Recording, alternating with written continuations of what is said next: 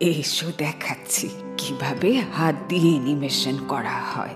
প্রথমে চরিত্রের ছবি আঁকা হয়, তারপর আমাদের পোশাক শিল্পীরা তৈরি করে ছোট্ট ছোট্ট পোশাক। বাংলাদেশের ঐতিহ্য ট্যাপা পুতুলের মতো মীরাকে কাদামাটি দিয়ে বানানো হয়েছে, পক্ষীরাজকে বানানো হয়েছে কাঠ খোদাই করে। আমরা বাংলা লোকগল্পের সাথে বাংলা লোকশিল্পগুলোকেও সংরক্ষণ করতে চাই। তাই চাঁদের দেশ আর গ্রহগুলো বানাতে আমরা ব্যবহার করেছি রিক্সা পেন্টিং আর আলপনা। তারপর আমরা সেগুলোকে ক্যামেরার সামনে বসিয়ে বিভিন্নভাবে নাড়িয়ে নাড়িয়ে অনেক রকম ছবি তুলি, যেগুলো একসাথে দেখলে মনে হয় যেন জীবন্ত। আমরা স্টপ মোশন বানাই কারণ আমরা অ্যানিমেশন ভালোবাসি।